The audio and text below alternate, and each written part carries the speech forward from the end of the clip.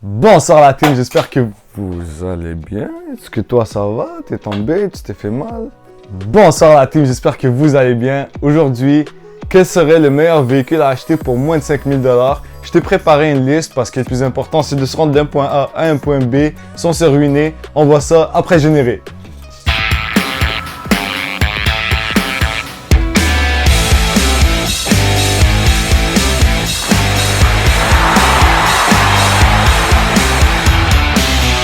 Avant de rentrer dans la liste qui va être le cœur du sujet, j'aimerais vous dire d'abord que la liste que je vous ai préparée, c'est une liste basée sur des petites recherches. C'est pas quelque chose que, ok, ce véhicule-là est 100% fiable ou whatever. De toute façon, peu importe le véhicule que tu vas acheter, il va avoir des réparations à faire, que ce soit un véhicule qui a des renommées fiables ou pas.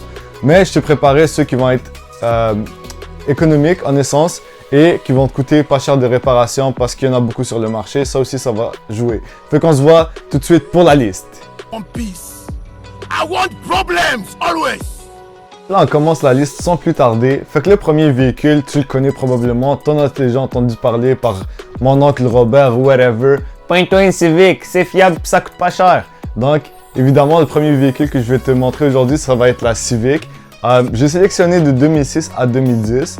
Mais tu peux aller plus bas en année, qui va rentrer dans ton budget pareil.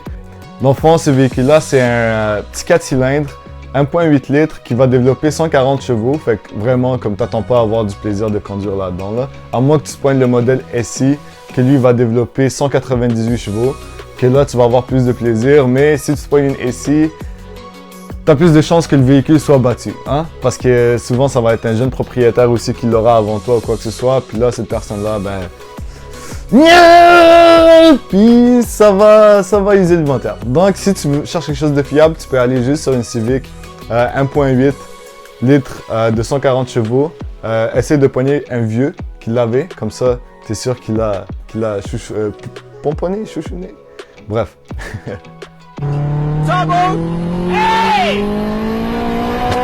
Donc la deuxième sur la liste, c'est la Toyota Corolla. Moi personnellement, je trouve qu'elles sont un peu surcotées. C'est vrai qu'elles sont hyper fiables, comme vraiment il y a des gens qui n'ont pas eu aucun problème à part la maintenance. Mais je trouve quand même qu'elles sont surcotées parce qu'elles vont être vendues à des prix assez élevés. Exemple, une Toyota Corolla de 2005 va être vendue à 4500 alors qu'elle a déjà atteint les 300 000 km. Mais les gens les achètent pareil parce qu'ils savent que c'est très fiable et que ça peut faire du millage. Même si ça dépasse les 300 000. Moi, personnellement, j'ai eu une Toyota Camry année 2000 avec 365 000 km. Elle avait le petit 4 cylindres dedans, puis honnêtement, elle roulait quand même bien. Fait que Toyota Corolla, tu as le 1.8 litres ou le 2.4 litres. Le 1.8 litres, c'est 135 chevaux. Le 2.4 va être de 158 chevaux. Peu importe le moteur que tu choisis, il y en a un qui va être, oui, un peu plus puissant que l'autre, mais t'attends pas à avoir une voiture sportive. C'est vraiment fait pour te rendre d'un point A à un point B. Et un petit bonus pour la Toyota Matrix, qui est la version hatchback de la Corolla. Tu peux avoir le système all-wheel drive. T'attends pas à faire du off-road avec. Mais pour nos hivers au Québec, c'est un point positif. Imagine, tu as 135 chevaux qui tirent ta voiture. C'est ça ta puissance. Hey, c'est fou. Pourquoi ils ont choisi ça? Pourquoi ils ont choisi le terme chevaux? Un autre véhicule que quand les marques ont décidé de se jumeler là, qui va venir matcher la Toyota Matrix, ça va être la Pontiac Vibe. Littéralement, c'est une Toyota Matrix avec des logos de Pontiac. Fait que même si en général on te dit Pontiac c'est pas fiable, c'est américain, whatever, peu importe. Quand tu regardes une Pontiac Vibe, dis-toi que c'est une Toyota, que ce soit la mécanique, les composantes, tout est une Toyota, ok? Donc n'hésite pas à aller chercher aussi une Pontiac Vibe si tu trouves pas de Toyota Matrix, si c'est ce que tu cherches. Le troisième véhicule sur la liste, ça va être la Suzuki SX4. Tu peux l'avoir en version all-wheel drive ou 2 roues motrices avant, ce qui est parfait pour les hivers canadiens, le modèle all-wheel drive. C'est un véhicule quand même assez fiable, sous-coté, je dirais, même si sa valeur de revente est quand même pas pire aujourd'hui. Ce véhicule-là, il a un 2 litres, 4 cylindres 2 litres de 143 chevaux, fait qu'encore là, c'est pas un véhicule pour s'amuser, mais c'est un bon véhicule du point A au point B. De toute façon, c'est le but de la vidéo aujourd'hui, hein. Mais c'est ça, donc à prendre en considération le Suzuki SX4 dans sa version traction avant ou dans sa version all-wheel drive. Un autre véhicule que selon moi, il est sous-coté, ça va être la Mazda 3 dans les années de 2010 environ. Pourquoi sous-coté? Parce que dans sa version, là on va parler d'une seule version pour ce modèle-là, parce que la version 2 litres de base, tu peux la prendre en considération, mais dis-toi que tu risques d'avoir un peu plus de problèmes que sur la version GT qui va avoir un 2.5 litres de 167 chevaux, qui est quand même assez fun. Fait que c'est un véhicule avec lequel tu peux t'amuser. Mazda 3 2010, modèle GT avec le 2.5 litres. Tu vas avoir beaucoup de plaisir à le conduire. Puis le moteur, il est juste incassable, honnêtement. Comme tu peux littéralement le battre, comme lui foutre des patates, puis il va être comme OK. Puis il va juste continuer. Puis une autre chose, tu peux l'avoir en version manuelle ou automatique. Évidemment, pour les puristes, manuel, c'est toujours plus le fun, mais c'est à ta discrétion. Donc Mazda 3 sous-coté, fait que tu peux quand même l'avoir à un bon prix, avec considérablement moins de millage qu'un autre véhicule. Donc tu pourrais avoir une Mazda 3 modèle GT avec le 2.5 avec genre 150 000 kg pour 3500 $, qui est quand même assez bon. Donc Mazda 3. Là, on va parler d'un modèle que j'ai déjà eu personnellement, qui est la Mazda. Non, j'ai pas eu de Mazda. J'aurais bien aimé. Par contre, j'ai conduit Mazda 3 2.5 là, manuel, puis honnêtement, comme j'ai quand même été assez surpris de quoi c'était capable en fait. Puis dans ce temps-là, j'avais une WRX 2017, fait que j'ai quand même aimé conduire une Mazda 3 2.5 litres, même ayant une Subaru WRX de près de comme, c'est quoi, 270 HP. Là, c'est 170 HP, mais pareil, à cause de la direction et du feeling que t'avais, comme c'est vraiment le fun à conduire comme véhicule. La prochaine sur la liste, c'est la Subaru Impreza. Donc c'est un véhicule relativement fiable. Je vous dirais pas qu'il est super fiable, pas autant qu'une Honda Civic ou qu'une Toyota Corolla, mais ça reste un véhicule relativement fiable. Peu coûteux à l'entretien, ça dépend. Si tu vas chez Subaru, oui, ça va te coûter plus cher d'entretien que si tu vas dans un garage de mon oncle Robert ou peu importe.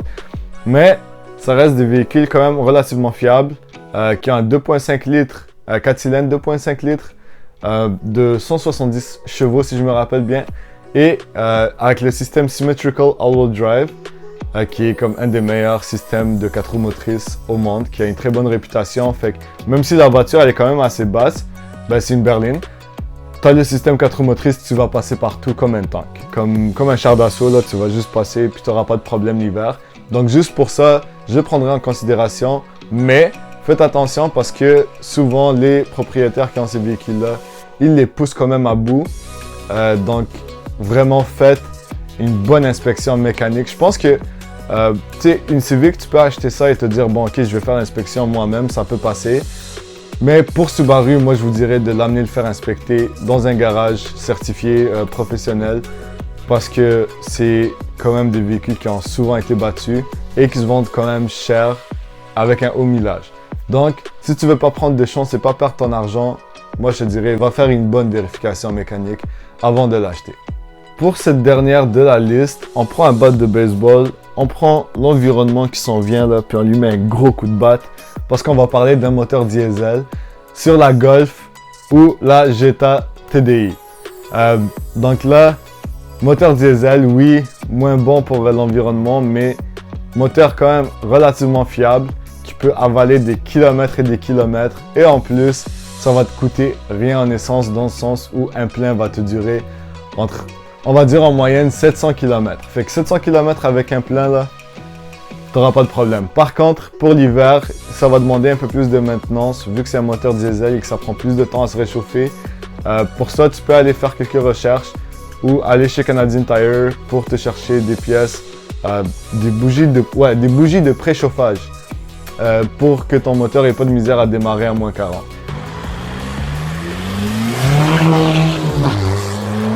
Et c'est déjà la fin de la vidéo. J'espère t'avoir aidé avec ma liste à te choisir un véhicule. Si c'est pas le cas, comme je te dis, la liste, elle est vraiment là représentative en général, mais tu peux trouver d'autres modèles qui peuvent être fiables, etc. ou à ton goût. Tout dépend de ce que tu cherches. Par contre, selon moi, pour moins de 5 000 $ et que je veux un véhicule fiable pour tous les jours, j'irai dans ces modèles-là. Ça se peut que j'en ai oublié aussi, mais qu'est-ce que tu veux, c'est ma vidéo, je fais ce que je veux. Bon. Sinon, la prochaine vidéo va être pour les SUV de moins de 5 000 $. C'est une liste qui va être assez rough à faire, mais je vais la faire.